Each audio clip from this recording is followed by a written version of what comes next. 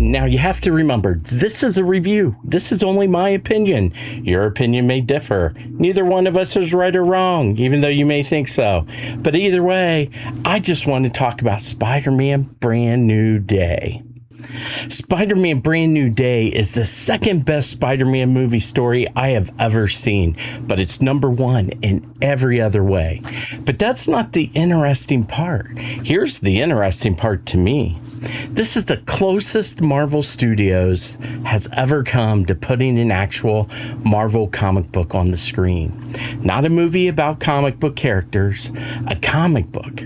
The pacing, the structure, the way it uses its guest stars, the way it ends. This reads like an issue you'd pull off the shelf, read in 20 minutes, and feel completely satisfied that you got a full story.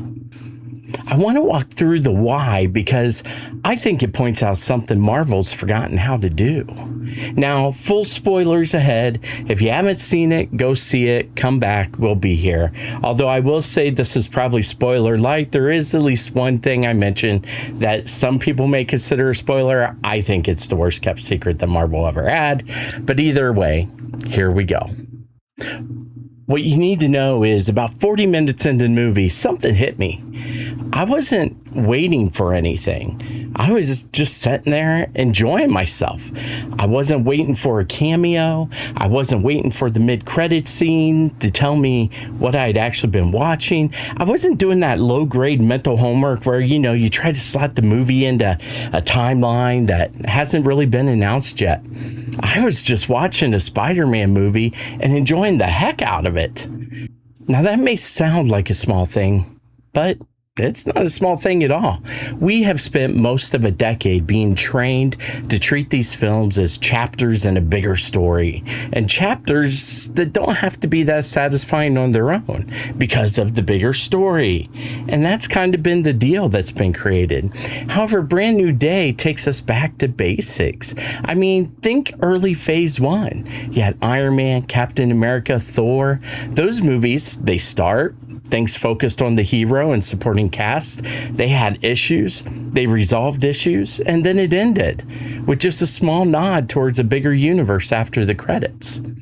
Now consider Spider-Man. It starts, Peter has a problem, a big problem, and problems get worse. Peter changes, and the problem resolves, and the movie ends. Now, I want to be fair here because I've seen people overstating this. Brand New Day does plant seeds. Jean Grey is obviously pointing somewhere. That post-credit scene is obviously pointing somewhere. And I'll get to both of those in a moment. But there's a difference between a movie that plants seeds and a movie that exists to plant seeds. This one is a story first.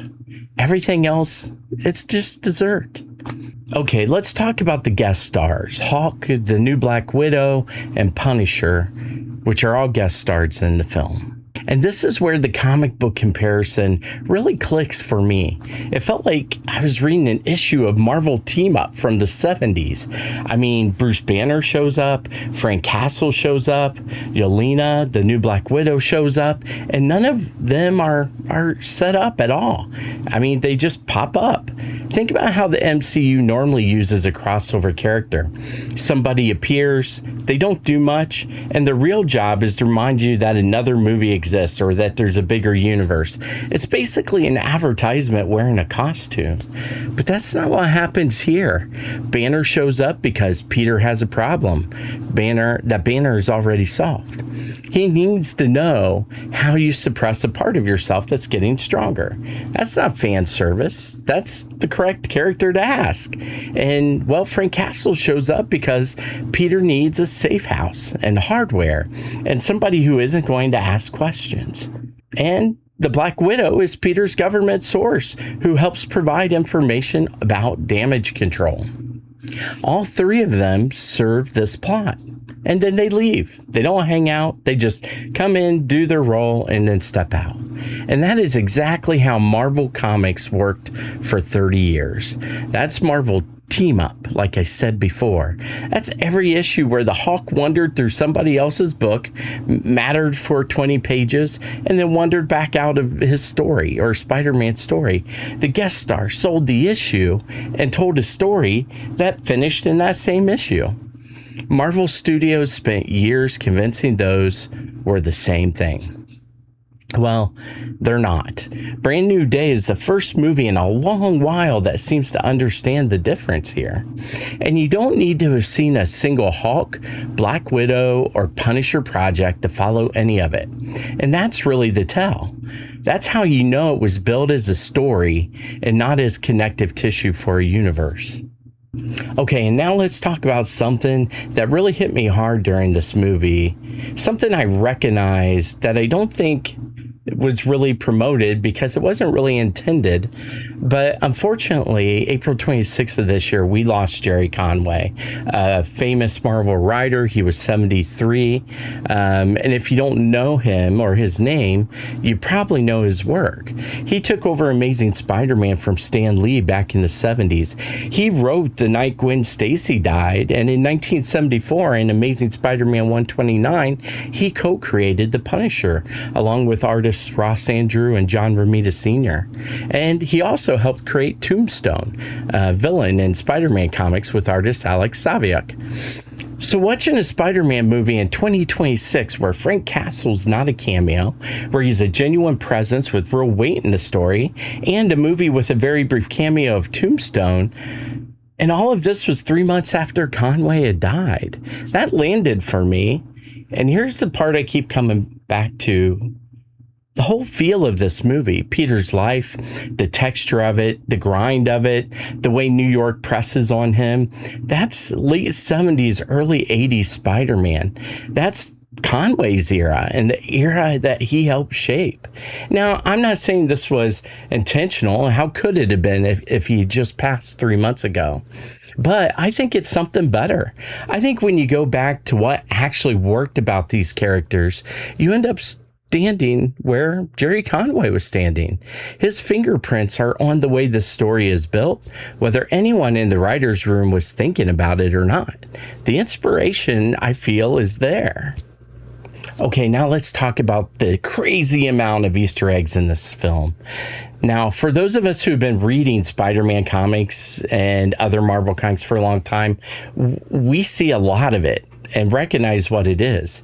I mean, Mac Gargan is in this. Longtime readers know exactly who that is, Scorpion, and what he becomes.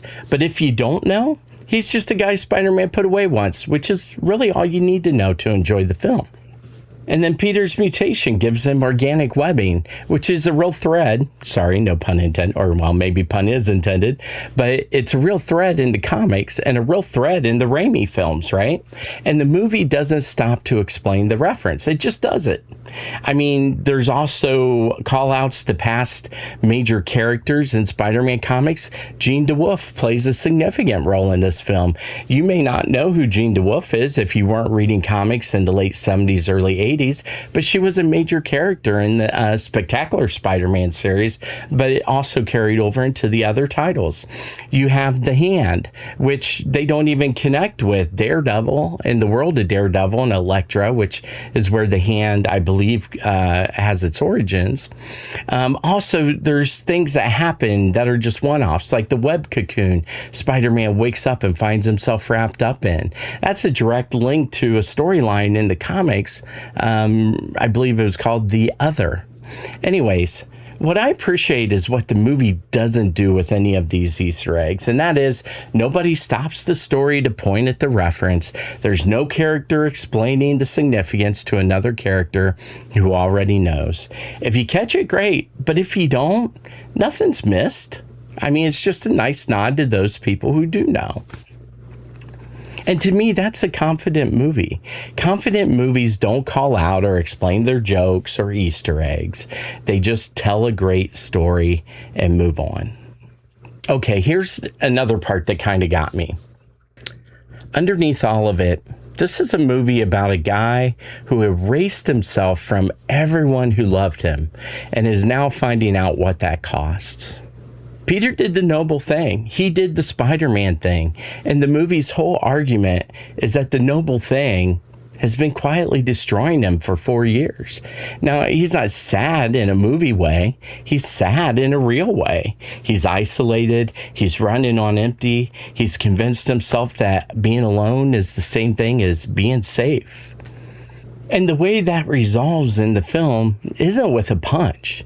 It's in the moment of Peter letting Jean into his own head. It's the memory of May, somebody who knew exactly what he was and loved him anyway. That's what he gives Jean. That's what he gives her. Not a victory, but understanding. But the movie's answer to all of it is that Peter doesn't have to be alone to be Spider-Man. That's it. That's the thesis. And it lands in a moment as small as Peter walking up to Ned and introducing himself like a stranger, starting over. Now, I don't think it's an accident this movie and message is arriving right now. Marvel Comics' tagline used to be the world outside your window. Well, the MCU has gotten off that path and gone so fantastical. It's not been the world outside your window in a long time. It doesn't represent the struggles of everyday people. This movie changed that and really reopened that window for people. There are a lot of people out there, a lot of them younger than me, many of them older than me, who feel disconnected in a way that's hard to name and even harder to fix.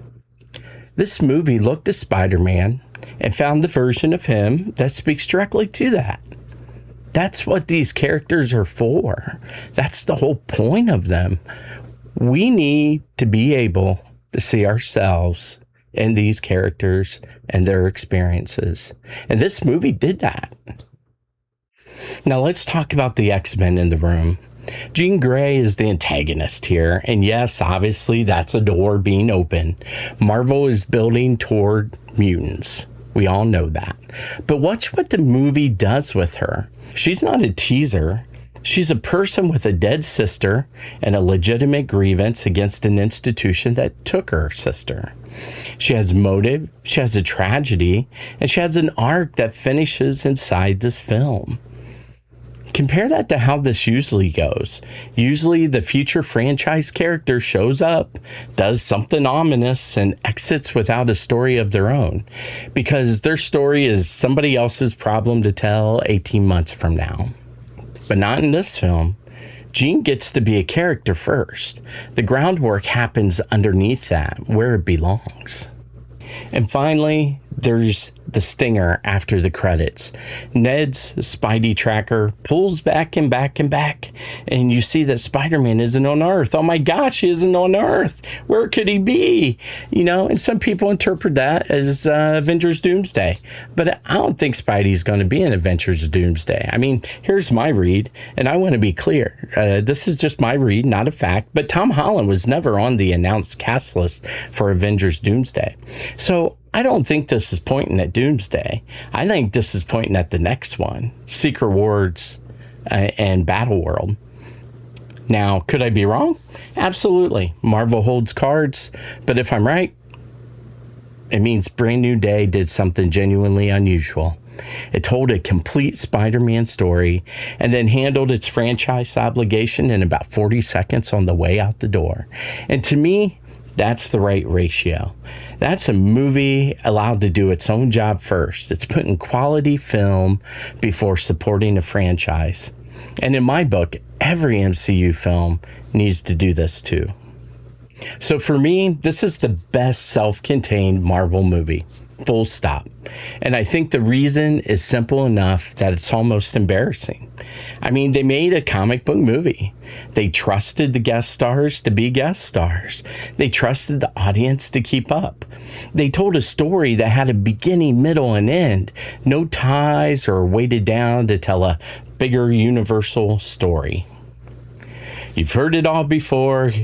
Sorry to keep repeating it, but gimmicks create moments, creativity creates fandom. Brand New Day was a nice, creative, fresh take, and it's going to make people love Spider-Man again, or even more than they did before.